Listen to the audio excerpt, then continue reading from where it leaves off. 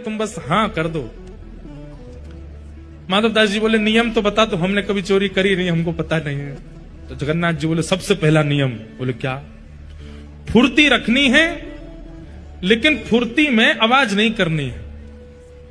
मतलब गति तो तेज हो, पर जैसे हम चलते हैं तो हमारे पैरों की आवाज आती है, हाथों की आवाज आती है, कपड़ों की आवाज आती है, आवाज नहीं आनी चाहिए। फुर्ती भी हो और आवाज ना हो, पहला नियम। और दूसरी बात, पलके नहीं झपकनी, नेत्र खोल कर रखने, कान खोल के रखने, ध्यान रखना कहीं से कोई आ नहीं जाए।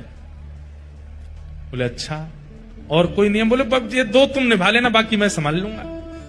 चलो।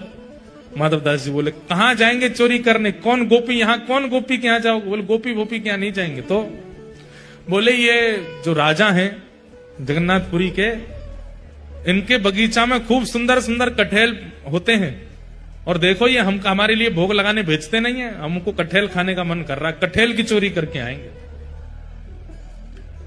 माधवदास जी बोले इतना सब कुछ करने की क्या आवश्यकता है? हम राजा जी को पत्र भेज देते हैं, कटहल भिजवा देंगे, कल कटहल ही कटहल पाना, आप चोरी करने का। अरे माधवदास फिर तुम वही बात कर रहे हो, तुम कटहल मंगाओ, चलो कह दो राजा से कल एक कटहल भेजे। कटहल आया, बोले अब इसकी सब्जी बनाओ, सब्जी बनाओ, अब हमने पाली, अब तुम पाओ। वो पाली, बोले अब स्वाद मिल गया? बोले हाँ, अब तुम चोरी वाले कटहल का स्वाद देखना, इससे दुगना होगा। अब ये जो सुख मिला है ये फीका लगेगा उसके आगे, इसलिए अब चोरी करने चलो।